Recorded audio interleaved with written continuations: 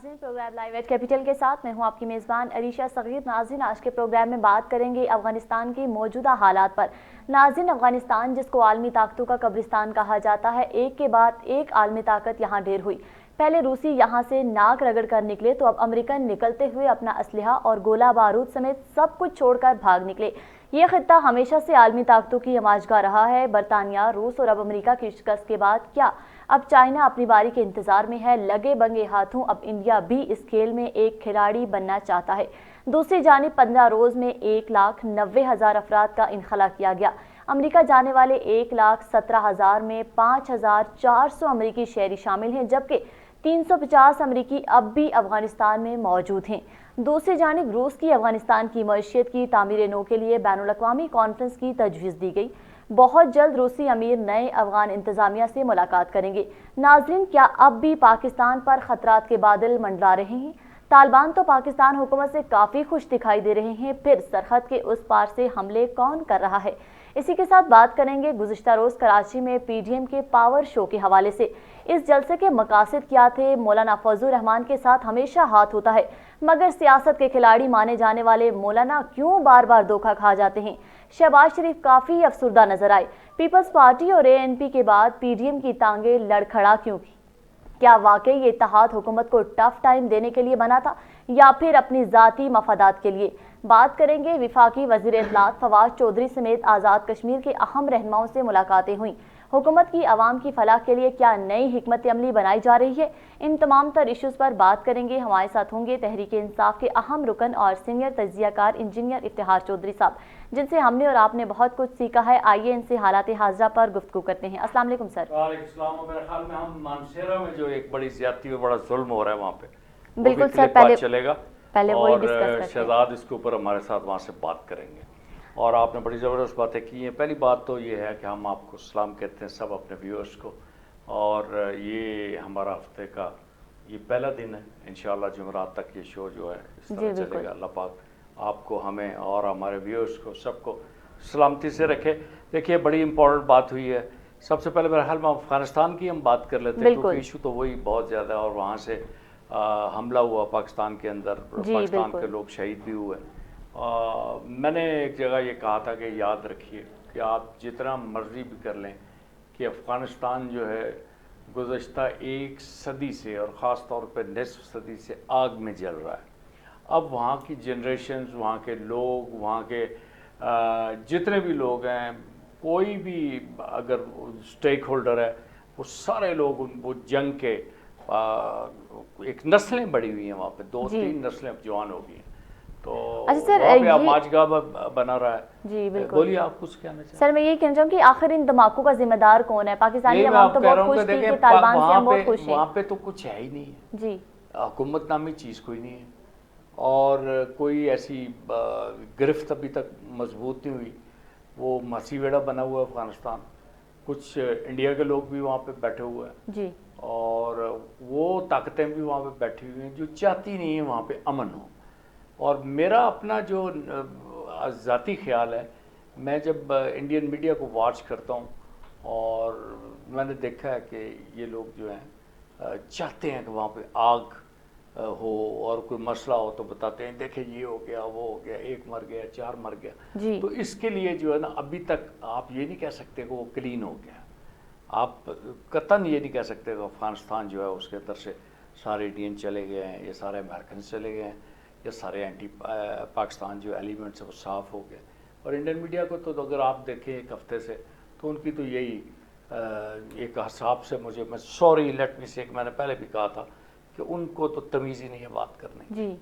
और ऐसे वो करते हैं जैसे हम ये कहते हैं, जिस उर्फ़ आम में हम कहेंगे बकवास करते रहते हैं। और मैंने एहतजाजन जो है ना उनको लिख दिया कि मैं आपके प्रोग्राम्स में नहीं आऊँगा बिल्कुल भी, ताकि ये हमें शामिल करके बैठा के बता देते हैं कि ये पाकिस्तान के प्रवक्ता बैठे हुए, तर्जुमान बैठे हुए, और फिर जो बकवास करते रहते हैं, जो गंदी गुफ्तगू, ना इनके पास अखलाक ना मेयार है किसी चीज़। मैंने उस दिन भी कहा था कि हमारा मीडिया उनसे 1000 गुना बेहतर है। उनका अर्नब गोस्वामी, उनका मेजर गुरवाई, उनके जनरल बख्शी, जनरल सेना और शावेता, पता नहीं क्या क्या नाम है उनके, और जो कुछ भी हो है, जो भी ये वहाँ पे बात करता है, वो इतना गंदे तरीके से बात करता है। मैं कहता हूँ लानत है इंडियन मीडिया के ऊपर। और ये क्लिप मैं उनको भेजूंगा कि बेशर्मो, आओ हमारे चैनल्स के ऊपर बात करके देखो, हम आपको इक्वल मौका देते हैं जी। आप किसी को बुला लेते हो, पहले मेहनतें करते हो, आप इनके प्रोड्यूसर हैं, रवि हैं और दूसरे 3-4 हैं, आप यकीन करें मुझसे बात करते हैं, बाज़ औक़ात लड़की आ जाती, अंकल आप ज़रूर आइएगा प्रोग्राम में। मैं उनको कहा कि आपके प्रोग्राम हम कैसे आए, आप तो बात नहीं कर, नहीं आज इक्वल होगी, आज फिक्र ना करें, आज त्रिपाठी बोलेगा, कोई मसला नहीं। उसके बाद जनाब अली आपको ले लेंगे लाइन पे, पैच नंबर भी ले लेंगे आपसे, फिर जो बकवास करते रहेंगे, आपको 1 मिनट भी नहीं देंगे। और अगर 1 मिनट में आपने अपनी बात करने की कोशिश की तो उसके ऊपर ये जंप ऑन करेंगे। उसमें वो मेजर गोरवाल करेगा जो जेली मेजर है, और उसके बाद वो अगर कोई जनरल बख्शी बैठा हुआ है तो वो भी बकवास करना शुरू कर देगा। अगर कोई उनकी एंकर पर्सन है तो वो भी बकवास करती है। तो फिर उसके बाद कहते हैं जी आप सुनते रहे उनको, यानी कि किसी का आप कहाँ तक आप उसको चेक करेंगे। तो मैं इसको खला भेज के ना इंडियन चैनल्स को, इनको मैं बाय बाय करता हूँ। और मैं आपको अफगानिस्तान की सूरत हाल के बारे में बता दूं कि अफगानिस्तान के बारे में जो हमारे अंदर ये खुशफहमियाँ पैदा हो गई हैं ना कि अब तालिबान आ गए हैं, अब मामलात हमारे बिल्कुल क्लियर हो गए हैं, हमारा बॉर्डर क्लियर हो गया, हमारी सारी चीज़ें क्लियर हो गई। ऐसा नहीं होता। आग अगर बुझती भी है तो उसका सेंक जो है बहुत अरसे तक रहता है। तनूर पे रोटियां भी आपने लगाते हुए लगाई तो नहीं होगी, देखा होगा कि तनूर अगर बंद भी हो जाए तो कितनी देर तक वो उसका वो तपश उसकी जो रहती है। तो अफगानिस्तान में जो कुछ हुआ 40 साल से जो कुछ हुआ, उससे पहले भी जो कुछ हुआ, उसकी तपश जो है वो एक अरसे तक रहेगी। फिर वो एक ऐसी कम्युनिटी है जो डिस्प्यूटेड है, उसमें पश्तून कम्युनिटी है, ताजिक है, उसमें और बहुत सारे ज़ुबान बोलने वाले हैं जो वहाँ पे लोग बैठे हैं। अच्छा सर, देखा जाए तो रूस भी अब अफगानिस्तान के मामलात में बड़ी दिलचस्पी दिखा रहा है, तो इसको हम किस वो बड़े एहतियात से दिखाएगा क्योंकि उसको भी कोट फंड पहले पड़ चुकी है। क्योंकि सर रूसी खबरसां इदारत ने दावा भी किया है कि अफगानिस्तान में अमन अमान के लिए हम एक बैनुल अक़वामी कॉन्फ्रेंस बुलाएंगे। कॉन्फ्रेंस तो होती रहेगी लेकिन अफगानिस्तान से बाहर होती रहेगी। लेकिन मेरा अपना ज़ाती ख्याल है कि अफगानिस्तान के बारे में हमें बड़ी खुशियाँ हो रही हैं वो इतनी हमें नहीं होनी चाहिए। ये तो ज़रूर होगा कि वो अशरफ गनी जो है उसकी हुकूमत चलेगी, और ये तो ज़रूर है कि वहाँ से जो अब एक हाईली स्पोक्स पर्सन जो ऑफिशियल्स होते थे, जिस तरह की बातें और पाकिस्तान पे ऊपर इल्ज़ाम लगाए जाते थे, वो नहीं होगा। लेकिन वहाँ पे जो भी 18 कौंसलेट वहाँ पे इंडिया के थे, तो आप क्या समझते हैं कि इंडियन अपनी जो बिलियन डॉलर्स की इन्वेस्टमेंट है उसको आराम से पीछे हट जाएंगे? वो पीछे नहीं हटेंगे। और हमें अपना पूरा एहतियात करना है और हमारी अपनी सफ़ा के साथ, अपने फ़ौजियों के साथ हम खड़े, हम शहीदों को सलाम पेश करते हैं। और एक बात बड़ी इम्पोर्टेंट है कि हमें इस वक्त अफ़गानिस्तान के बारे में तमाम पार्टियों को जो है इकट्ठा होना चाहिए जी। और मैं तजवीज़ दूंगा अपने वज़ीर-ए-आज़म को, इज़्ज़त-माब इमरान खान साहब को, कि वो इन पार्टियों को ये जो जलसे कर रहे हैं, इधर उधर कर रहे हैं, इनको मैं कहें कि एक टेबल पे बिठाएं, इनसे बात करें। हर एक का अपना अपना इफेक्ट है वहाँ पे। जामिया हक़ानिया का भी वहाँ पे है, मौलाना फजल रहमान के लोगों का भी है, और बहुत सारे लोग वहाँ पे, कोई बरेलवी भी हैं, उनके भी वहाँ पे असर रसूख है। तो आप कोशिश करें कि सबको बिठाएं, सबको बिठा के इनसे राय लें, मर्जी करें, ऐसी राय लें जिस तरह ज़ुल्फ़िकार अली भुट्टो ने शिमला जाते हुए 1972 या 73 में जब वो प्रिजन ऑफ वॉर लेने गया था तो सबको बुलाया था एयरपोर्ट पे। मियाँ तफ़ैल भी उनको गुड बाय करने गए थे जी। तो इस तरह की एक कॉन्फ्रेंस होनी चाहिए। अच्छा सर, इसी के साथ हम आगे बढ़ेंगे और मानसेरा के हवाले से बात करेंगे कि वहाँ के रिहायशियों की फसलों को तबाह कर दिया गया है, और एक पहले वीडियो क्लिप हम मुलाहिजा करेंगे, उसके बाद इस पर बात करेंगे। सर देखिए कितनी बेदर्दी से जो है इनकी फसलें तबाह की जा रही हैं, इस पर क्या कहेंगे आप? देखें, मैं आपको एक बात बताऊं, जहाँ तक मेरी इन्फॉर्मेशन है, मुझे जरगुल साहब जो बड़े लीडर रहे हैं, हमारे भाई और दोस्त हैं, उन्होंने बताया कि ये गुजर है वहाँ पे, इनकी ज़मीनें हथियाली गई थी सदियों से, लेकिन ये वहाँ पे बैठे हुए लोग हैं। और ये जो फसल आती है और पक के तैयार होने होती है तो फिर ये वहाँ पे जो स्वाती लोग हैं वो उनको, और ख़ास तौर पे कहते हैं कि आज़म खान स्वाती के भाई जो लाइक खान है, वो सारी इस के पीछे उनकी आदत है। आप देखें, ये कोई अफ़गानिस्तान नहीं है, ना ही सोमालिया है, बिल्कुल ये मानसेरा का इलाका है, और मकई की फसलें तैयार हैं और वहाँ उन लोगों की फसलें जो हैं ये तबाह कर रहे हैं और गोलियों। अच्छा सर, इसी के साथ हमारे साथ लाइन पे मौजूद हैं शहजाद गुज्जर साहब जो कि समाजी कारकुन हैं, तो उनसे बात करते हैं, उनसे पूछते हैं। अस्सलाम वालेकुम शहजाद गुज्जर साहब। वालेकुम सलाम जी। अच्छा, मुझे ये बताइएगा कि मानसरा के रिहायशियों की फसलें जो है तबाह कर दी गई हैं, ये क्या मामला है, क्या माजरा है? ये मानसरा से बिल्कुल मुतसिल इलाका है, काला डाका तोरगर, जो इससे पहले पाटा कह रहा था, जो सूबाई गवर्नमेंट के जेर इंतजाम कबायली इलाका था। 2011 में इसे सेटल्ड डिस्ट्रिक्ट स्टेटस दिया गया है, लेकिन फिल वक्त यहाँ बंदोबस्त नहीं हो सका और यहाँ जमीन के इंतकालात नहीं है। और इस वक्त जो मकामी एमपी हैं वो वफाकी वजीर आजम स्वाति के भाई हैं, जहाँ पे गुजर बरादरी और लैद बरादरी की अक्सरियत कम है, पख्तून बरादरी की ज्यादा है। और लायक खान की वीडियोस मौजूद हैं जिसमें वो इन लोगों को हर दफा उकसाते हैं, और आज भी वो मौके पे मौजूद थे। उन्होंने कहा इनकी फसलें तबाह कर दो, इनके घर तबाह कर दो, इनसे कब्जा छुड़वा लो, ये जमीनें पख्तूनों के पास आ जाएंगी। और ये नस्ल पर बहुत बड़ा यहाँ पे फसाद इसने बनाया हुआ है। हमारी अपील है आईजी KPK से, वजीर आला KPK से, चीफ जस्टिस ऑफ पाकिस्तान से और वजीर आजम पाकिस्तान से कि फिल फॉर इस पे एक्शन ले कि ये जो अच्छा शहजाद साहब, एक यहाँ मिनट पे मुझे बन देंगे रहे। प्लीज। मैं इंजीनियर इफ्तिखार चौधरी हूँ और अभी अरीशा अब्बासी आपसे कुछ पूछ रही थी। मेरा आपसे सवाल ये है कि आपने जो लोकल इंतज़ामिया है, आखिर ये सेटल्ड एरिया, वहाँ पे कोई AC होगा, कोई DC होगा, कोई वहाँ पे SP होगा, कोई थानेदार होगा, इन लोगों को आपने इतला की है? जी बिल्कुल चौधरी साहब, हमने DPO साहब को भी किए, हमने इससे पहले इन रिटर्न उन्हें एप्लीकेशंस भी दिए। ये हमारा केस ऑलरेडी हाई कोर्ट से हम 3 दफा इनके खिलाफ जीत चुके हैं, गुजर बरादरी जीत चुकी है वहां पे। लेकिन ये हर दफा जिस वक्त कटाई का मौसम आता है, ये दफा 145 DC तोरगार और DPO तोरगार लगा देते हैं काला डाका वाले। और जो बिल्कुल गैर कानूनी है, ये एडमिनिस्ट्रेशन बिल्कुल उसके जेर असर है, उसने मफलूज कर रखा है लायक मोहम्मद खान और आजम स्वाति ने। तो आप क्या समझते हैं, लाइक मोहम्मद खान तो मेरे ख्याल में नून लीग के हैं या आज़ाद हैं वो, या JUI के हैं? NPA से हैं, लेकिन ये सगे भाई हैं। और ये असल में लायक खान की बहुत सी वीडियोस मौजूद हैं जिसमें वो कहते हैं ये जंगलात जो सरकारी जंगलात हैं इन्हें काटे, आपको कोई कुछ नहीं कहेगा, ये इमरान खान के बाप के नहीं है, वो तो सरेआम बदमाशी करते हैं वहां पे।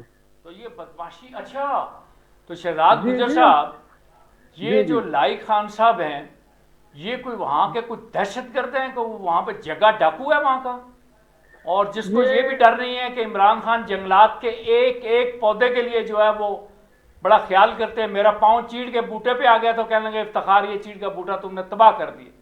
तो ये लाइक खान साहब, ये मानसरत में- इतना बड़ा नालायक खान है वहां पे, जो इतना बदमाश बना हुआ है, इसने अपनी ये- कोई रियासत बना रखी है वहां पे। क्या आजम खान इनको समझाते नहीं? आजम खान स्वाति, ये मानसरा का मशहूर जमाना टिम्बर माफिया है। ये MNA जब रहे हैं तो ये करप्शन केस के अंदर 22 करोड़ रुपए के करप्शन केस के अंदर DC तोरगार, DC मानसरा भी मुअत्तल हुए हैं। ये लायक खान की रेपुटेशन मानसरा के अंदर एक जगह और बदमाश की है, बिल्कुल इसी तरह। या माय गॉड। अच्छा अरीशा, ये देखा आपने जी सर। कि शहजाद गुजर साहब क्या कह रहे हैं? वो बिल्कुल कह सर। रहे हैं कि जो हमारे जो MNA हैं वो जगह गुजर बन गए जी और बदमाशी कर रहे हैं, और ये फसलें ऐसे तबाह कर रहे हैं जैसे सोमालिया में वो एंटी थी या फलस्तीनियों की फसलें तबाह हो रही हैं। मैं यहाँ पे महमूद खान साहब से ये कहूँगा, जो हमारे वजीर आला हैं और हमारे भाई हैं, मेरी परसों भी उनसे मुलाकात हुई है शार्ट, कि आपके होते हुए ये कुछ हो रहा है, इमरान खान की नगरी में हो रहा है। और अमीन असलम साहब, आप जो है जो माशाल्लाह ग्रीन पाकिस्तान और क्लीन पाकिस्तान के एक बहुत बड़ा नारा लेके आए हैं, ये वहाँ पे क्या हो रहा है? ये जुल्म, ये जबर, ये पाकिस्तान में नहीं चलेगा। मैं कहता हूँ गुजरों की क्या, कोई भी हो, किसी के साथ ज्यादती हो, इस तरह की बात, ये टेरर हो रहा है, इस तरह तो लादी गैंग है वहाँ पे। मैं एक कहूँगा वजीर आला KPK से कि इसका एक्शन लें, नहीं एक्शन लेंगे तो हम रेंजर्स का मुतालबा करेंगे, और अगर इस तरह की कोई बात ज़्यादा भी हुई तो हम JNN की टीम जो है वहाँ लेके पहुँचेंगे। ये मेहरबानी करें, मैं आजम स्वाति साहब को भी ये मैंने क्लिप जो है भेज दी है, और आजम स्वाति साहब से भी मेरी दरख्वास्त है कि सर ये आपका भाई है, ये ज्यादती आपसे पहले आपकी एक गाय का केस हुआ तो बड़ी मुश्किल से हमने उसको डिफेंड किया था। हम आप इसको कोई भी डिफेंड करने के लिए तैयार नहीं। जालिम कोई भी होगा, चाहे हमारी पार्टी का हो चाहे दूसरी पार्टी का हो, हम उसके खिलाफ खड़े होंगे। मैं जरगुल खान को भी ये कहूंगा, मेरा दोस्त था बहुत अच्छा, कि जरगुल खान इनकी मदद करो। मजलूम की मदद करना जो हमारे नबी अकरम सल्लल्लाहु अलैहि वसल्लम की सुन्नत है। और अगर ऐसी बात है, अगर ये इस तरह की ये गुजरों के ऊपर या इस तरह की स्पेशल करेंगे तो फिर मैं पंजाब के गुजरों और सारे पाकिस्तान के गुजरों को कहूँगा जाओ जाकर उनको बचाएं। कभी सेक्रेटेरिएट स्वात में गिरा दिया जाता है, कभी उनको मार दिया जाता है, कभी उनकी फसलें तबाह कर ली जाती हैं। ये क्या करते हैं? ये कोई इंडिया में तो नहीं है कि उनको कश्मीर के ऊपर जुल्म हो रहा है, ये मानसेरा में हो रहा है।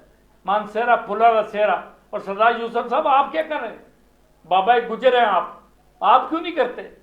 वो क्या नाम है उनका, जनाब वली और रहमान के जो साहबजादे, यार क्या हो गया आप लोगों को कि वहां पे मजलूम है, आपके कबीले आपकी कौम के लोग हैं, वो पाकिस्तानी है, वो लोग, उनके साथ जो ज्यादती हो रही है ये खत्म होनी चाहिए, वगरना हम इस केस को बहुत कुछ आगे लेके जाएंगे। और ये क्लिप जो है इंशाल्लाह प्रोड्यूसर साहब मुझे ये प्रोवाइड कीजिएगा, ये मैं वज़ीर आज़म इमरान खान तक लेके जाऊंगा और मैं आजम खान के पास लेके जाऊंगा।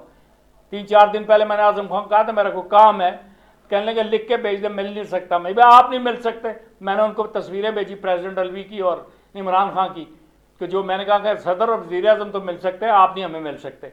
तो ये किस किस्म के जो तोहफे हमारे पास अल्लाह ने हमें नसीब किए हुए हैं, ये कर रहे हैं आप लोगों के साथ ज्यादती और जुल्म। आप आगे बढ़ के रोकें अपने भाई को, अगर नहीं रुका भाई तो फिर क्या होगा? फिर खून खराबा होगा भाई। आप रोकें इस चीज को, इससे पहले कि कोई और जो अंदोहनाक अंजाम हो, लोग मरे आपस में। तो मैं डीसी साहब को भी कहूंगा और एसी साहब को, वो यार खुदा के बंदो, आपको इमरान खान ने कहा है कि हमारी पार्टी का कोई बंदा भी अगर आपको गलत काम कहे तो उसको आपने रोकना है, आपके होते हुए जुल्म हो रहा है। अफसोस, वेरी सैड। और ये चीज जो हम इसको रोकेंगे नहीं। बिल्कुल सर, हरीशा आगे चलो, मेरा दिमाग फट रहा है, ये क्या हो रहा है ये पाकिस्तान के अंदर। बिल्कुल सर, जैसे कि हमने क्लिप में देखा, ये कोई अफगानिस्तान नहीं है, पाकिस्तान है और हुकूमत सोमालिया भी नहीं है, ये ना कश्मीर है ना ये फलस्तीन है, ये मनसेर है, KPK है, जहाँ पे इमरान खान की हुकूमत है, बड़ी मसाली हुकूमत है वहाँ पे।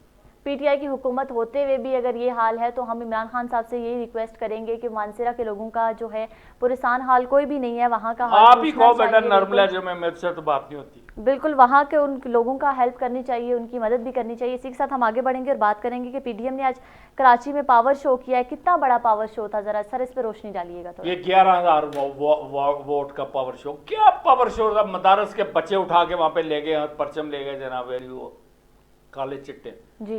पूरा कराची से 2 करोड़ से ज्यादा उनकी आबादी है, और वहां पे जिस जगह ये इन्होंने जलसा किया 18 से 19,000 से बंदा ज्यादा नहीं आ सकता। हारून रशीद साहब उससे ऊपर बात कर रहे थे, उन्होंने बताया कि इस जगह पे 18 से 20,000 से बंदा ज्यादा नहीं आता। और ये कहते हैं जनाब यार हम कराची के लिए रो रहे हैं, शहबाज शरीफ को रोना आ रहा है, इनको रोना आ रहा है। मौलाना फजल रहमान साहब की एक बड़ी अजीब सी बात है, जब से PTI की हुकूमत बनी पहले दिन से ही उन्होंने जनाब यानी ये शोर शराबा कर रखा है कि हमने इस हुकूमत को तस्लीम नहीं करना। आपको ये इल्म होना चाहिए कि अली अमीन गंडापुर के बारे में मेरे सख्त रवैये थे, लेकिन मैंने उनको एक बड़े चैनल के ऊपर एक ऐसे साफ़ी से कुछ जिसको झूठ बोलने के अलावा काम नहीं आता, उसके साथ साफ साफ जवाब देते हुए मैंने सुना इज़ वेरी इंटेलेक्चुअल। और इस बंदे ने मौलाना फजल रहमान को उस सीट से हराया है जिस सीट के ऊपर जुल्फ़िकार अली भुट्टो मौलाना फजल रहमान के वालिद मुफ्ती महमूद को नहीं हरा सके। डेरा इस्माइल खान की वो सीट है जिससे अली अमीन गंडापुर ने हराया है, और बड़ी ज़मीनें इनसे बाजियाब कराई हैं। इनकी पार्टी के लोग बड़े असम्बली में पहुंच गए, भाई बेटा भतीजे। लेकिन क्या बदकिस्मती है कि लोग कहते हैं कि हमारे अलावा जो है वो ना हो। इनको वो दिन जो है ना भूलते जो 20-22 साल से इनके पास एक घर था इस्लामाबाद में जी। और जनाब ये तस्लीम ही नहीं करते। अब इन्होंने इस तरह की बातें की कि फौज इनको ये पूछो कि भाई जिसको घर में 2 मरतबा सालन नहीं मिलता वो भी फौज की बात करता है कि अदारे जो है मैं उनको समझा रहा हूँ कि वो अपनी हद में रहें और लोगों को हद में रखें। अब बाबा आप किस तरह की बात करते हो? मैं कोई लल्लू पल्लू नहीं हूँ, मुझे ये पता है कि आप जब मुत्तहिदा मजलिस अमल की हुकूमत थी, तो आपकी तो सूबा सरहद में हुकूमत थी पूरी, और आप यहाँ पे पाकिस्तान की असम्बली में अपोजिशन लीडर थे। अपोजिशन लीडर जो होता है वो मिनिस्टर के बराबर उसको मुराद मिलती है और एंजॉय करता है। अच्छा सर, इसके बाद पीडीएम का जो है मुस्तकबिल क्या होगा? क्या शहबाज शरीफ एक और जरदारी तो नहीं बनने जा रहे? सर शहबाज शरीफ बेचारे अब क्या कहें, चले वो कारतूस है ये लोग। मुफ्ती महमूद की औलाद भी और मियाँ शरीफ की औलाद भी अब किस्सा पारीना बन चुके हैं। अब इनके लिए कुछ भी नहीं है। मैं आपको बताऊं, सियासत में इन्होंने बहुत बड़ी गलत खेल खेला, और मैंने पहले भी कहा था, बार बार ये कहता हूँ कि मैंने इनको ओबराय होटल में भी राय दी थी कि आप अदारे के ख़िलाफ़ ना बोलें, किसी करप्ट के ख़िलाफ़ बात कर लें। शहबाज शरीफ की वेन अच्छा था, उसको कौन सुनता है। अब आप देख लेंगे इस नून लीग का कोई सर पैर ही नहीं, इसका कोई लीडर ही नहीं है। मरियम नवाज अपनी जगह है, वो जनाब क्या नाम है शहबाज शरीफ के नवाज शरीफ के लोग अपनी जगह है। अब इनसे तंग आकर लोग कोई तीसरी मुस्लिम लीग बनाएंगे, और इस ख़ानदान की बदकिस्मती देखिए कि ना तो जनाजे इनके अपनों के इनके मुकद्दर में होते हैं, और ना ही खुशियाँ इनके मुकद्दर में होती है। वो अलग बात है कि इन्होंने जो औलादें ट्रेन की वो आप देख ही लें कि जो कहता है मेरी 1500 रियाल तनख्वाह है, मिलियनर है। और मैं इनके वालिद साहब को बड़ा अच्छा जानता हूँ, इनके भाई वकार को, इन सबको मैं जानता हूँ। वहाँ पे जद्दा में हम इकट्ठे ही बैठते रहे, बड़े गरीब लोग थे जी। बहुत ही, और अब ये मिलियनर बने हुए हैं। और इसके बाद इनका बेटा देखें पोलो खेलता है, बड़ी दुनिया के महंगे खेल खेलता है, और लोगों को ये बताते हैं कि हम रईस हैं। क्या रईस हैं यार, आपके दादा बुजुर्ग वो बड़ी मुश्किल से बेचारे, वो टेबल पे नवाज शरीफ उनको खाना नहीं देता था, वो अलग से साइड पे खड़े रहते थे इनके वालिद साहब जो जी। उनका भाई वकार भी जो वहाँ पे कोई डिस्पेंसर था या कुछ तरह का टेक्नीशियन था, उसकी भी यही हालत थी। तो अब ये लोग जो है वो कह रहे हैं जी कि हम ये करेंगे वो कर, भाई इन्होंने क्या करना है। आप एक जलसा कर रहे हैं। ये कह रहे थे कि भाई अब इमरान खान को उतारने के लिए एक बड़ा रेला लेके इस्लामाबाद जाना होगा, और जिसमें अपनी ट्वीट में मैं आप देखा होगा, मैं कि सर अगर रेला ना मिले तो लेला मिल जाए। वो मैं लेले की तस्वीर जो सरगोदे वाले कजले की लगा दी थी। अब आप लेलों से गुजारा करें, रेला आपके साथ जाने वाले लोगों का दिमाग ख़राब है। 35 साल आपने हुकूमत की, आपने पंजाब के लोगों को दिया क्या? आपने पाकिस्तान को 3 बार आप वज़ीर आज़म बने, आपने किया क्या? आपने KPK के साथ क्या किया? जुल्म किया आपने। तीसरी बार जनाब आपने अवामी नेशनल पार्टी को KPK और खैबर पख्तूनख्वा बनाने के लिए आपने जुल्म किया। आपने एबटाबाद में खुरेजी की, आपने 12 अप्रैल को वहाँ पे लाशें बिछाई, आपने बाबा हैदर जुमान की जो मूवमेंट थी उसको क्रश करने की कोशिश की। आपने पाकिस्तान को आखिर क्या बताएंगे लोगों को कि लोगों आओ, क्या बताए? सब्जाजार आपने किया, लोग मारे, आतफ गुजर जैसे बदमाश पैदा किया आपने, लोगों को कत्ल किया आपने वो क्या कहते हैं इसको, मर्डर आपने किए। आप चाहते क्या हैं? ये कौम आपके साथ क्यों निकले? किस वजह से? कौन सी वजह है जिसकी वजह से ये आप जनाब अली रेला बन के आपके साथ निकलेंगे? आप जाइए, जाके वो क्या कहते हैं कि जुल्फ़े संवारने से बनेगी ना कोई बात। जाइए किसी गरीब की किस्मत संवारिए, अपने बालों में आप कंगा करें, आप जेली बाल लगा के, और एक एक बाल के ऊपर आपने लाख वो 5-5 लाख रुपए लगाया, उसके बाद भी आपकी खेती हरी ना हुई। गंजे थे, गंजे रह गए।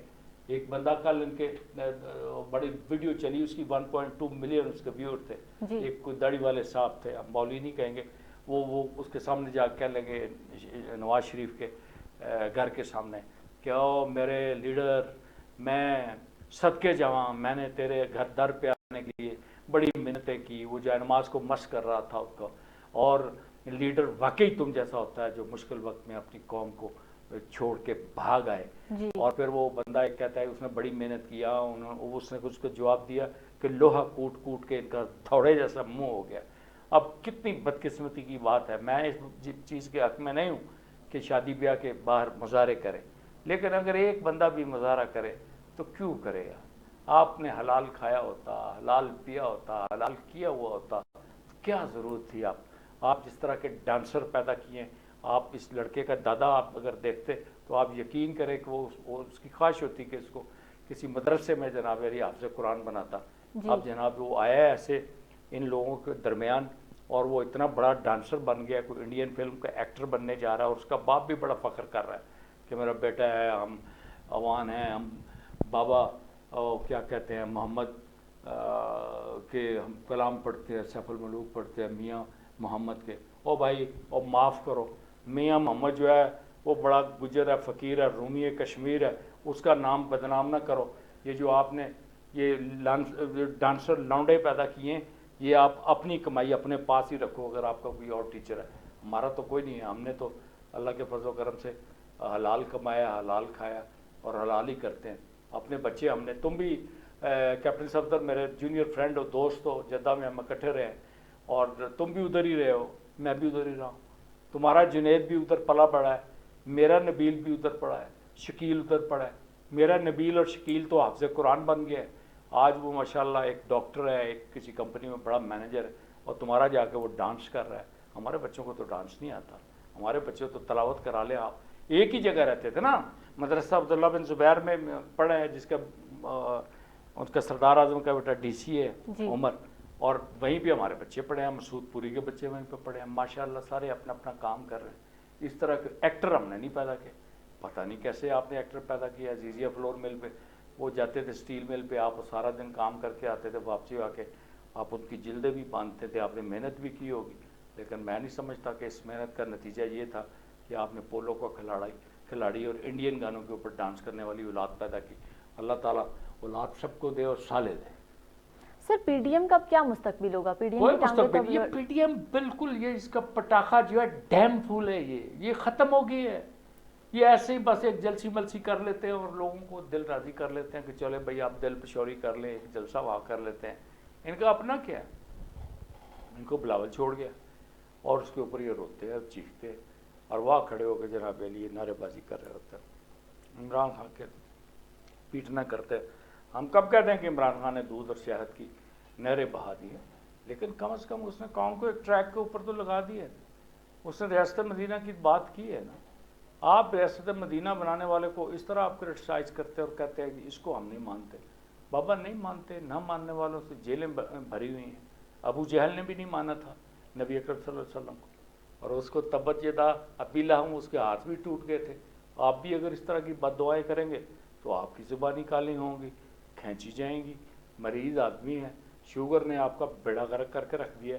आप अल्लाह से डरो, आपको जो कुछ मिल गया वो अमजद इस्लाम वाली बात है कि जो मिल गया उसे याद रख, जो नहीं मिला उसे भूल जा।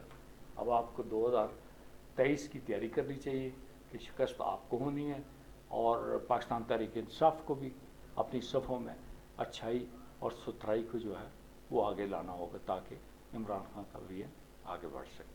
सर इसी के साथ हम आगे बढ़ेंगे और बात करेंगे आज़ाद कश्मीर के अहम रहनुमाओं समेत फवाद चौधरी से आपकी मुलाकात हुई है, आपकी मुलाकातें कैसी रही सर?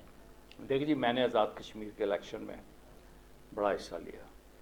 2 जगहों पे, एक अकबर इब्राहिम के साथ मैंने किया था और दूसरा जनाब अली क्या नाम उसका चौधरी अखलाक का। तो आज मैं बड़े विज़िट किए मैंने। आज ये लोग सहरसा कोठा से मेरे पास आए थे, शुक्रिया अदा करने वाले लोग थे। फिर मैं सेक्रेटेरिएट में गया, आपने उन लोगों से मिला जो हमेशा हमें इस्तकबाल करते हैं, मिलते हैं, रफ़ीक खान से बात हुई। तो उस वक्त मैंने ये कहा था कि पाकिस्तान तहरीक इंसाफ इसी प्रोग्राम में कहा था कि 25 से 30 सीटें ले जाएगी। वो ले गई, 2-3 सीटें रह गई थी उनकी, पाकिस्तान तहरीक इंसाफ नहीं ले सकी। कोई वजह थी, वजह ये थी कि हमने एक सरदार तबारक को टिकट दे कर वापस ले लिया, जो चौधरी शहजाद को भी लेट हुआ, और इधर जनाब मरक यूसुफ साहब ने वहाँ की अक्सरियती बरदरी को गाली दी, वो भी 80 वोट से हार गए। तो ये 3-4 सीटें हमारी रहती थी। आज ये लोग फिर मिलने आए थे और कश्मीर हाउस में हमारी इनसे बड़ी तफसीली गुफ्तगू हुई। फिर रात को एक डिनर था सियादपुर विलेज में, वहाँ पे हम सारे इकट्ठे थे। मलक क्या नाम है, ज़फ़र भी थे और अकबर इब्राहिम भी थे और चौधरी अखलाक भी। चौधरी अखलाक और मलक ज़फ़र जो है मिनिस्टर फुल बने और ये एडवाइज़र बने। तो उनसे फिर मुलाकातें रहीं, उनसे यही कहा कि भैया मसला ये है कि आप लोगों को काम करें। नंबरदार असगर और लाला कदर वगैरह भी मेरे पास आए थे और प्रोफेसर क्या नाम है जावेद गफूर ने एक अच्छी विशेष की थी। मैंने उनसे यही कहा कि यार जो वादे आपने लोगों से किए पूरे करें। तो आज वफाकी वज़ीर इत्तलात से हमारी मुलाकात थी। अल्लाह खुश रखे। फवाद चौधरी आपको पता है बड़ा एक वो कमांडर आदमी है, उसके बारे में जब वो बात हो रही थी तो किसी ने नारे भी लगाए थे, फवाद आया स्वाद आया। तो फवाद चौधरी से हमारी आज बड़ी अच्छी मुलाकात रही। उन्होंने बड़ा वेलकम किया, हमें बड़ी शाबाशी भी दी। हमारे प्रोग्राम उन्होंने देखे हैं JNN पे, कॉलम भी पढ़े उन्होंने, सब कुछ। मैंने इनको असल में 3 साल जो प्रोग्राम हुआ था उसमें बहुत ज़बरदस्त किस्म का मैंने उनको खराज तहसीन पेश किया था कि आपने, हाँ ये बिल्कुल एक कमांडर की हैसियत से बैठे हुए थे। फैसल स्टेज से आते थे, फैसल जावेद सेनेटर, इनसे मशवरा लेते थे, फिर वो खान साहब के पास से आते थे, फिर शटल सर्विस उधर होती थी। तो कमांडर यही थे। इन्होंने 3 साल प्रोग्राम अपनी टीम इंफॉर्मेशन डिपार्टमेंट में बड़ा अच्छा किया।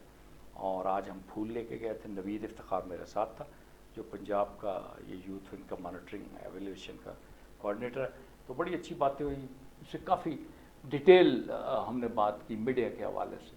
मेरी अपनी कुछ तजावीज़ थी कि इंसान जो कुछ भी हो अकेला कुछ भी नहीं होता। बिल्कुल। मैंने उनको सजेस्ट किया था कि आप अपनी एक टीम बनाएं जो आपके स्पोक्स पर्सन हो, जिनको आप एक VN दें ग्रुप में, उसके बाद वो बड़े बड़े चैनल्स पे जाएं और अपनी बात करें।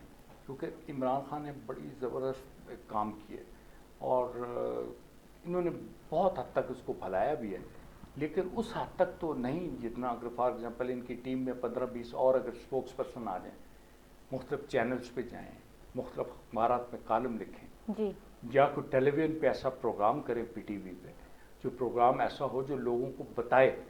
मतलब मैं अगर अपने जैसे एक कारकुन को बैठाऊँ, उसको कहूँ कि भाई तुम एक तारीकी का एक सफ़र जो डार्केस्ट डिकेड ऑफ पाकिस्तान कहलाता है 2008 से 2018, उसमें आप कैसे सरवाइव किया, क्या जिद्दोजहद आपने की, किस मुश्किल से आप निकले और कैसे आपने नया पाकिस्तान बनाया। तो इस तरह की तजावीज़ उनको दी है।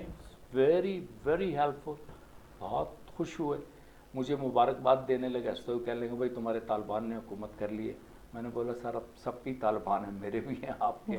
और वैसे भी मैंने बोला कि अभी तो पार्टी शुरू हुई है, अभी तो फाइनल नहीं है। तो ही सेड वेरी गुड। फिर नवीद की अपनी कुछ सजेशन थी उनके साथ, जो यूथ को एक्टिव करने की मीटिंग्स के बारे में वो बातें हुई। मेरे 1-2 ज़ाती मसले, तो सिंध ज़मीन का मसला था, उनके बारे में बात की। यानी बड़ा अच्छा। अब देखिए पार्टी में इस वक्त अल्लाह के फजल करम से मैं वो स्टेटस एंजॉय कर रहा हूँ जो एक बुज़ुर्ग होता है, फैमिली का एक बुज़ुर्ग होता है। वैसे मुझे कहा, मेरे दोस्त ने TJ ने कहा था जमील ने कि अब लेडीज़ रास्ते में बैठी हुई हैं, वो आपको रास्ता नहीं देंगी जी। मैंने आगे जाना था, मैंने बोला लेडीज़ भी हमारी बच्ची है। वो आगे गया तो जवेरिया आहिर थी MNA, जो माशाल्लाह है ही हमारी बच्चियों की तरह जी। तो उसने सारा के रखा। फिर साजिदा इकबाल MNA थी, वो भी हमारी बहन है, उन्होंने रास्ता दिया।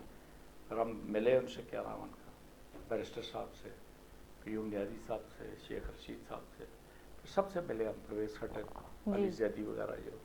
तो बस इसी तरह की मुलाकातें मैं करता रहता हूँ।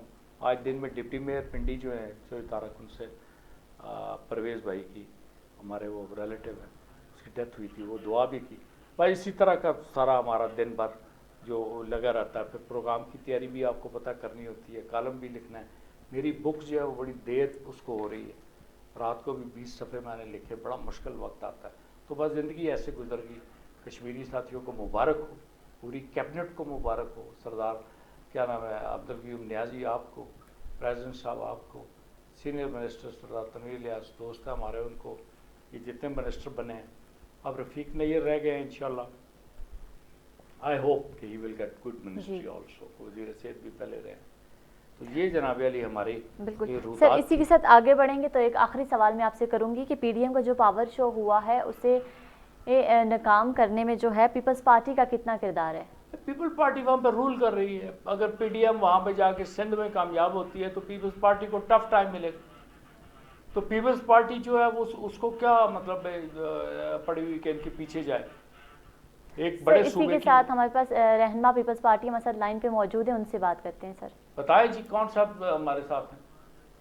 मोहम्मद इरफान गर्देजी साहब। सर गर्देजी साहब अस्सलाम वालेकुम, वेलकम। कैसे हैं सर?